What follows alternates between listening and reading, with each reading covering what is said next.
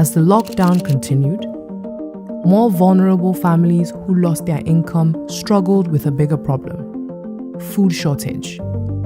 Aderunke Onikbede, an NGO founder of the One Child, One Care initiative, took on the challenge to help the most vulnerable families. The reality of poverty, of the complaint during pandemic was obvious. It was conspicuous because our office, like I said earlier, reside at the Magodo Sherry. So there's no how you will get to the office. When you drive through, you see it. It was glaring to their eyes that people needed help, needed support. Individually, most of us had people, even as members, because when we discuss on the group, people share their experiences.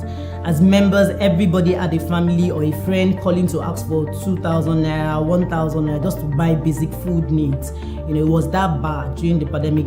Everybody knows Nigerians live on day-to-day income. People that sell pure water will live for the 50 naira gain, or people that sell food on the road will live for the 500 naira gain. So it was something that no one could turn a blind eye to. You can't deny the fact that it was there. So it was right there, and we just knew that we needed to do something about it. We can't sit down and watch people suffer. People have needs. They reach out to us individually. We don't have the money. We also, normal average Nigerians trying to make ends meet. Most of us are on paid employment. Some of us are doing our own businesses, and we know how difficult these things are.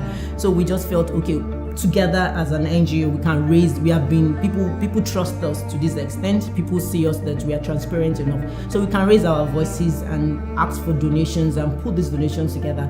Get referrals, from people to refer families. We had to use the referral. That's even the unique part of it, because we felt these families are not on social media, so they cannot even see what this requests are. But there are people that know these families. Either they live around them or they live close to them, either in churches, in mosques, all over in the neighborhood. So they will reach out to us. So the unique thing was that we could now confirm the data they gave us and transfer the money.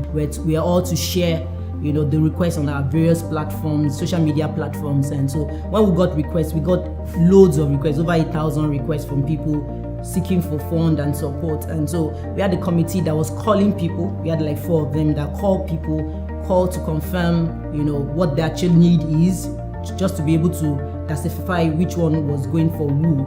And of course, then we had members that did the background check. Someone would go on Facebook to check if what they were claiming was true. Yes, that couldn't meet the low income families, but it helped a little because all the requests came from referrals.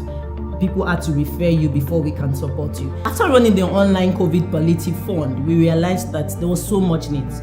Truly, we had over 1,000 entries. We could not meet all because we were limited with fund. Whatever donations we give were basically from funds, so we are limited. But we're able to receive food materials. We were able to get food items. We had 1 or 2 partners that donated food items to us. So when we got those food items, that's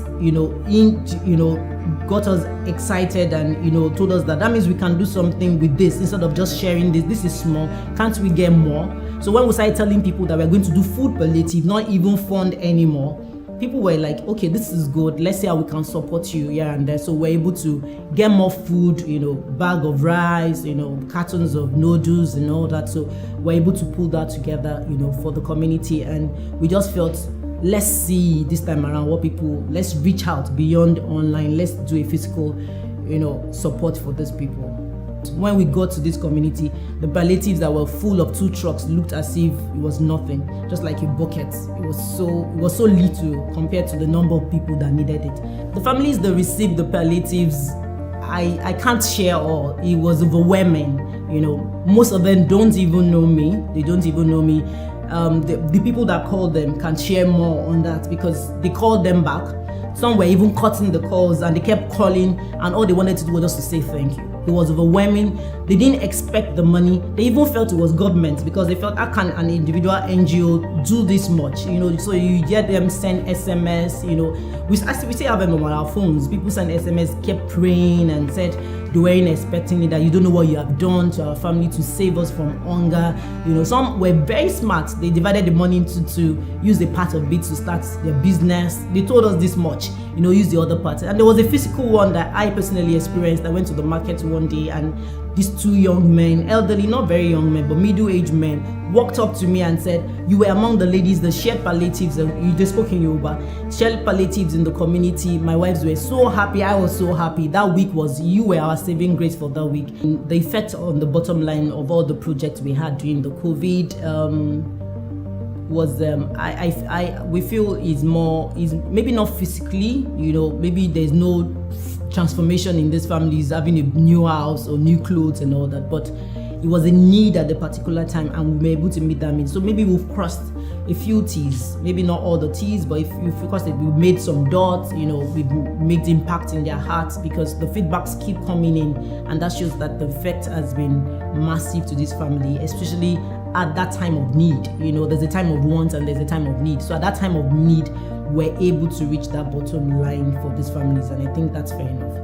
For those who would like to recognize who did amazing work on the front line, is no one else but our members. Our members were amazing during the COVID period. I shared that we had members, that were always there, always available, both online and physical, to be at projects, to be online, to 2 a.m. We are talking, we are chatting, and they are always there. So it's just the members, the donors, and of course, our friends. Focusing on low-income and special needs families, Aderonke organized a food and fund drive that supported over 400 families with over $10,000 and 3 truckloads of foodstuff.